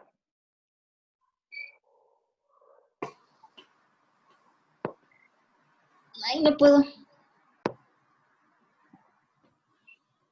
No sé por qué, nunca puedo.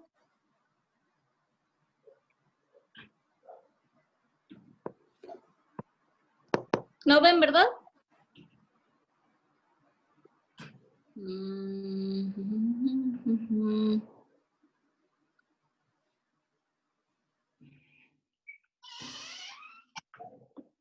Solo se ve blanco.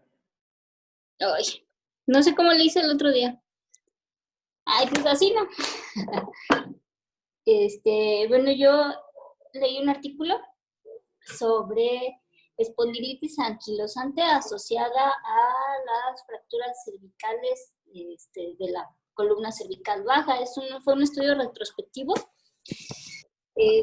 donde se recomienda la fijación con tornillos transcurriculares por un abordaje posterior. Es un artículo del BMC Musculoskeletal Disorders del 2017. Nada más para explicar un poquito poquito acerca de la espondilitis anquilosante. Esta es una enfermedad que afecta una esfera seronegativa.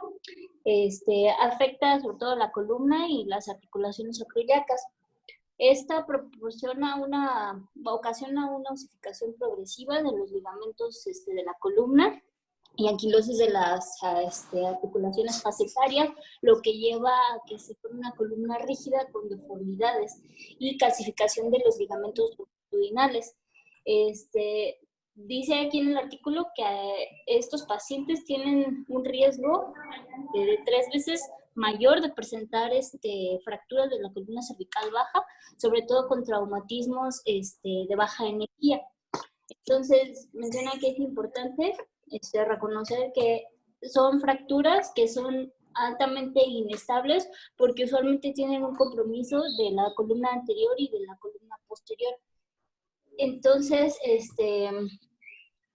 les digo que tienen un gran riesgo de inestabilidad y de déficit neurológico. Entonces, se les realizó...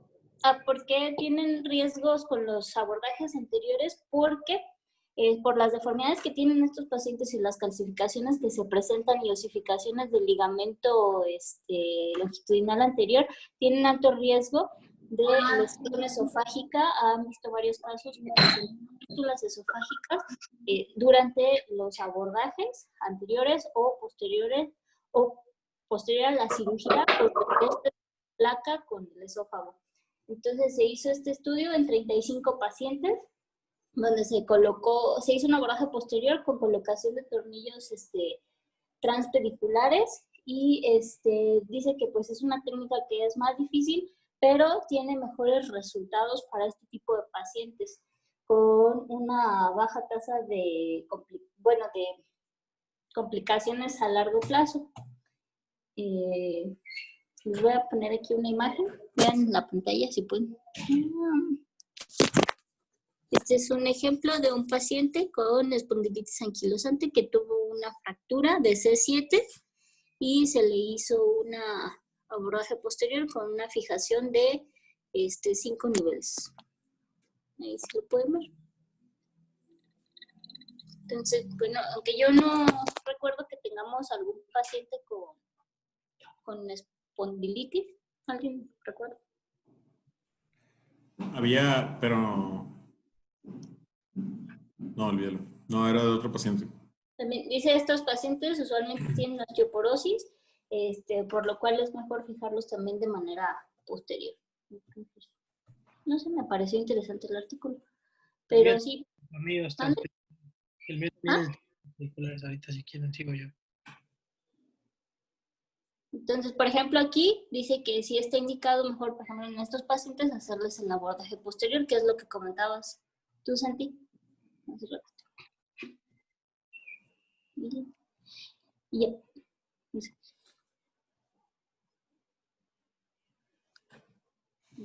¿Ya? El mío también es el mismo tratamiento. Es el manejo de las fracturas de luxaciones de la columna cervical baja con el sistema de tornillos pediculares. Está publicado en la revista de la Acta Ortopédica, Orthopedic Surgery, en Inglaterra, pero es realizado en la Universidad de Jiangsu, en China. Es publicado en el 2010. Bueno, es un estudio prospectivo donde menciona primero inicialmente las características de las fracturas de luxaciones cervicales bajas, que debe hacerse una fijación lo más temprano posible para evitar una lesión espinal. Y bueno, compara primero contra otros dispositivos, menciona que este sistema, o más bien los otros sistemas de fijación, no dan la suficiente estabilidad posterior y solo se pueden aplicar cuando la lámina va a estar intacta, como el cerclaje sublaminar o los ganchos. Si hay una fractura laminar o se necesita hacer una laminectomía para la descompresión, se va a necesitar una fijación mucho más estable y uso de injerto, que bueno, es este sistema de tornillos pediculares. Es un estudio prospectivo de 48 pacientes operado de una fractura de columna cervical baja de enero del 2003 al 2007. Todos los pacientes tenían cierto grado de lesión espinal. 18 estaban en Asia A, 15 en B, 10 en C y 5 en D.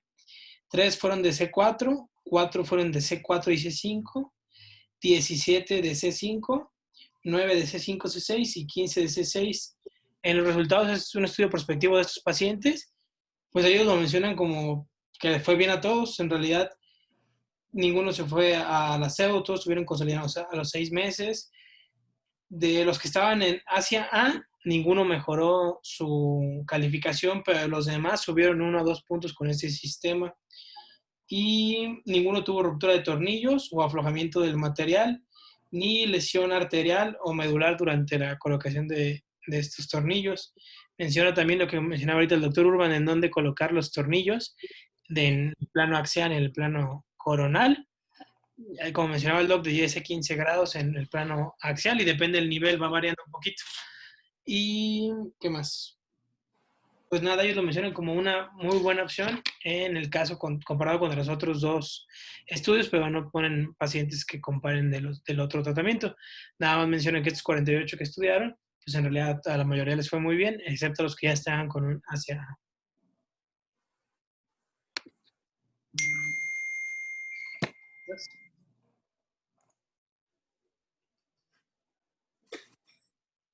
Bien, hasta ahí hay algún comentario de los doctores que nos acompañan de esos 2 artículos.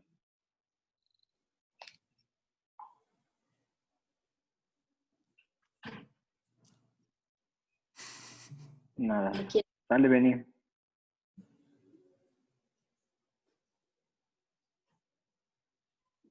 Bueno, yo revisé un artículo, fue un caso, un reporte de caso. Bueno, es una paciente de 67 años que tiene el antecedente de una espondilitis anquilosante con una fractura de C6.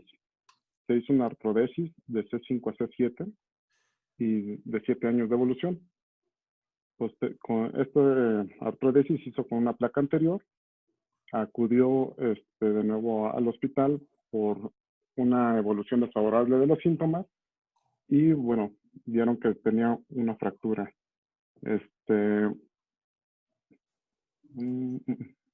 Okay.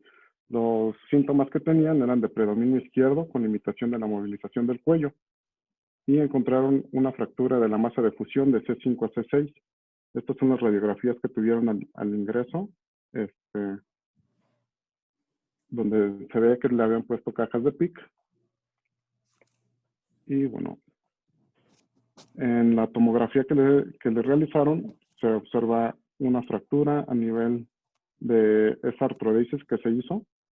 Y en la resonancia también se puede evidenciar la compresión del canal medular. Aquí ya hablábamos de los abordajes que habíamos visto anterior y posterior. Se le retiró primero la placa anterior que había sido operada en el primer abordaje y se le puso igual una placa anterior con una colocación de una jaula. Vieron que los cuerpos vertebrales ya realmente no tenían una buena consistencia, por lo cual se resecaron y se colocó esta jaula. Y a los 7 días, esta cirugía fue a 2 tiempos. A los 7 días después se hizo un abordaje posterior, con lo cual se colocaron unos tornillos y barras posteriores. Pues me llamó la atención por la cuestión de que pues por el primer abordaje también se puede hacer otra nueva fractura, una refractura. Y pues bueno, ¿qué podríamos hacer en estos casos, ¿no? Del doble abordaje y incluso del uso de una jaula cuando no hay soporte de los cuerpos vertebrales.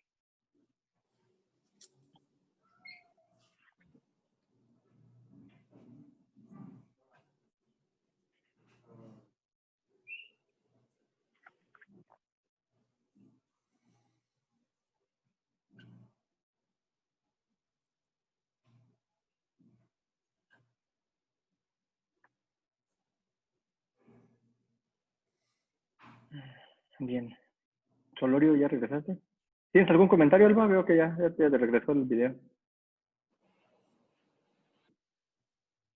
No, aquí andaba. Nada más que quité el video, güey. Pero aquí andaba, estoy escuchando todo. El último artículo sí no me gustó mucho, güey, porque es un reporte de un caso. Los otros dos creo que bien. Hay nada más un... Digo, nos deja más enseñanza a los otros, ¿no? Bien. ¿Solorio?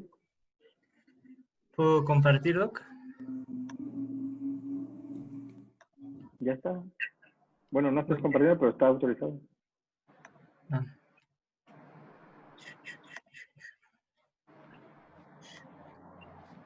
Ok, mi artículo es un artículo original de Brasil, de la revista Columna, publicado en Cielo, Brasil, y se llama Aplicación y la correlación de las clasificaciones AO y SLIC en las fracturas cervicales subaxiales.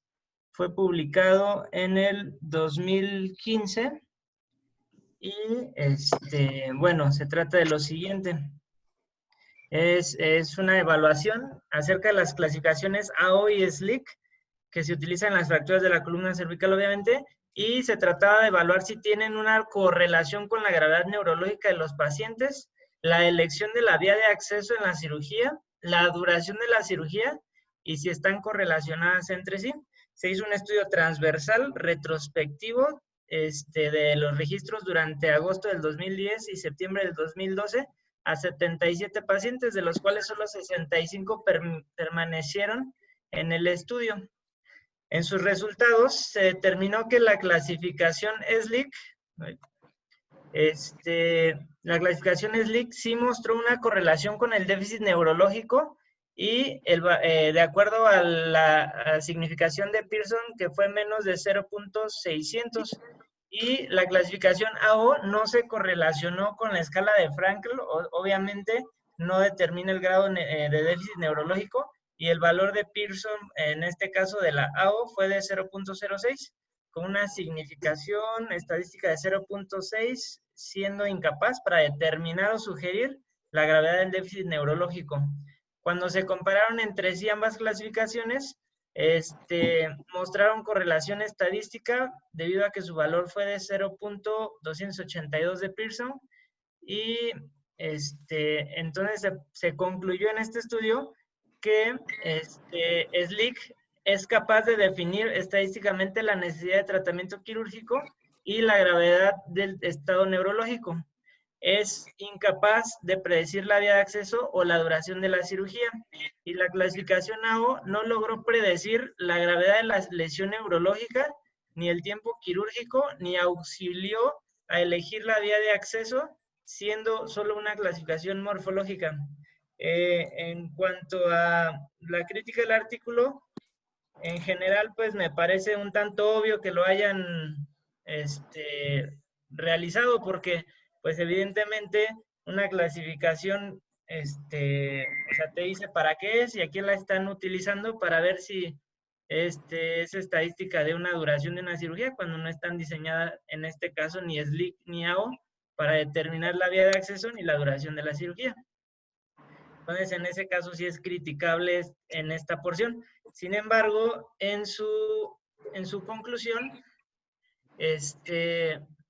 mencionan que, bueno, nadie las ha estudiado estas clasificaciones y que es el primer estudio, pues, que las pone a prueba. Y el resultado es un tanto obvio en el sentido de que, pues, la clasificación de la clasificación de SLIC sí tiene un componente de déficit neurológico y por lo tanto sí se correlaciona con el mismo, así como la clasificación AO no clasifica ni evalúa componentes neurológicos. Entonces el resultado es obvio que no tiene una correlación con déficit neurológico, pues porque es una clasificación morfológica. Entonces, interesante, pero pues criticable el artículo.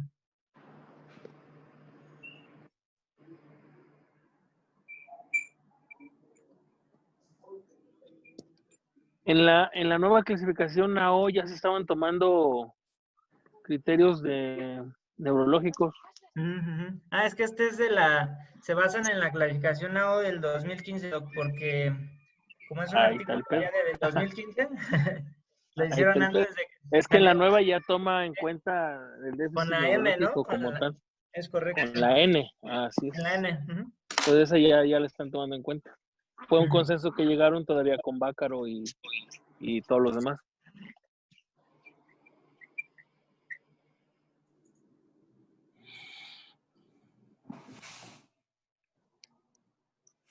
Bien, ¿puedes dejar de compartir? ¿Algún otro comentario del artículo de Solorio?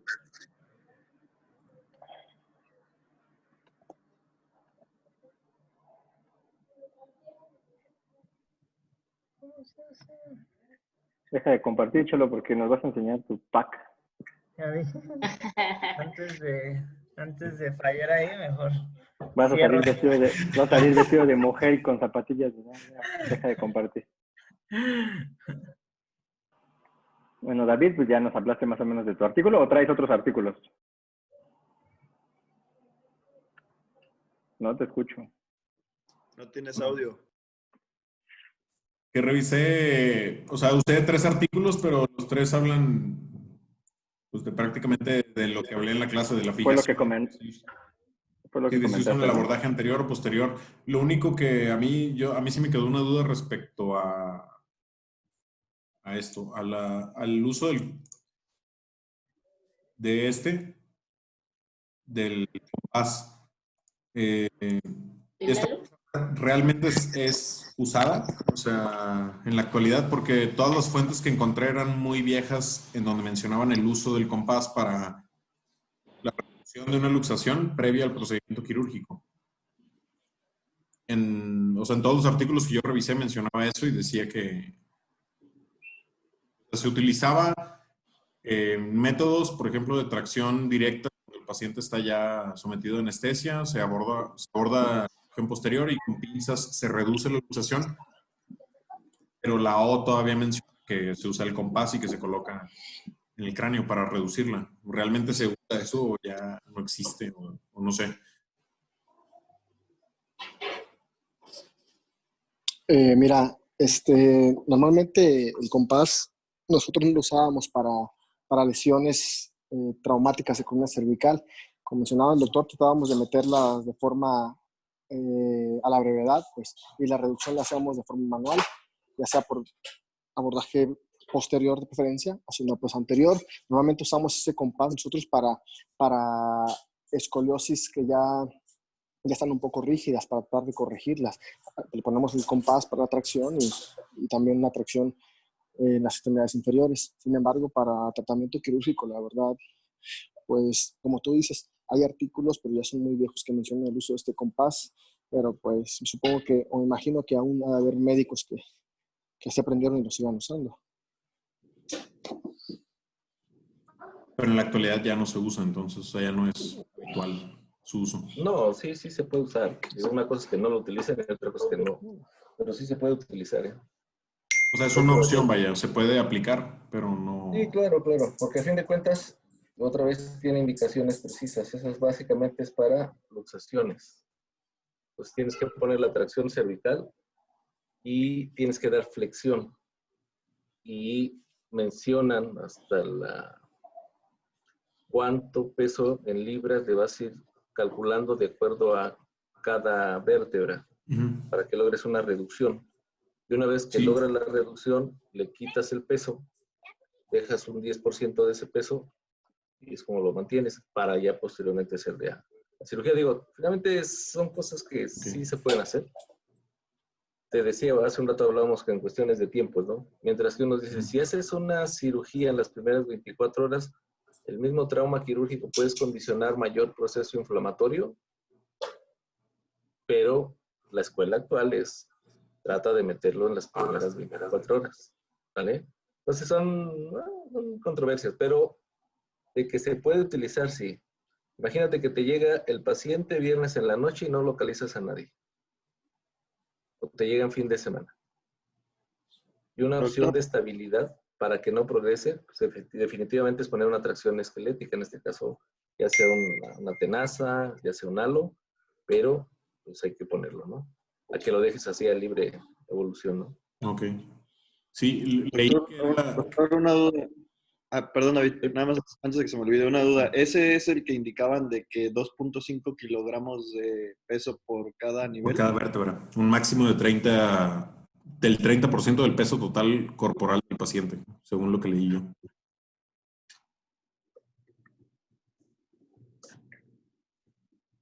Así es como menciona, 2.5 a 4 diferentes autores lo mencionan. 4, así es. Y como dice el doctor, hay diferentes, hay indicaciones para el tratamiento, pero también hay que tener cuidado con el peso. A pesar de ser el peso, que es el 30%, a veces hay sobredistracción y puede haber lesiones neurológicas. Por eso digo, la verdad, yo no lo llegué a usar, pero sí está indicado. Sí, de hecho, ya cuando ponen una tracción esquelética de este tipo, tienen que estar haciendo controles radiográficos cada hora y haciendo la evaluación del estado neurológico, así cada hora, cada vez, todo un mapeo, ¿eh? En el momento que se hace la reducción, en ese momento quitas el peso, porque efectivamente puede haber una sobredistracción y pues perjudica todavía más al paciente, ¿no? Claro, perfecto, gracias. Bien. Bien, gracias, doctor. Ya no me falta nadie más. Angie ni está. ¿No se conectó, Luis? ¿No está contigo?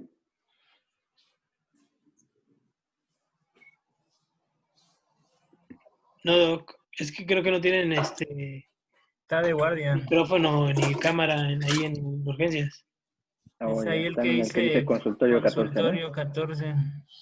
El viejo No truco. no tienen cámara, Doc,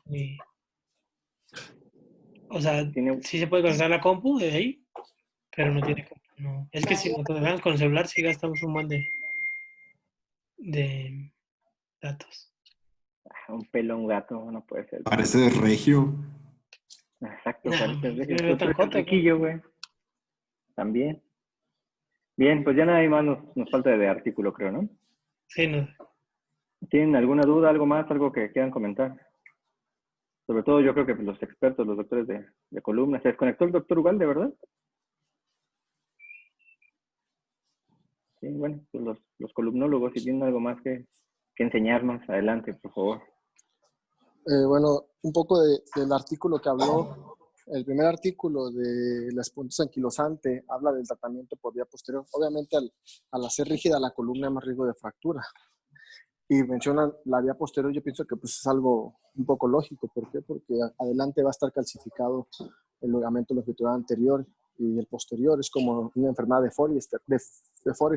No puedes entrar por la parte de adelante. ¿Por qué? Porque hay riesgo de que el ligamento va a estar calcificado y va a ser más compleja la cirugía, mayor sangrado, mayor tiempo quirúrgico, etc. Yo creo que, como menciona, el abordaje debe ser posterior en ese tipo de casos.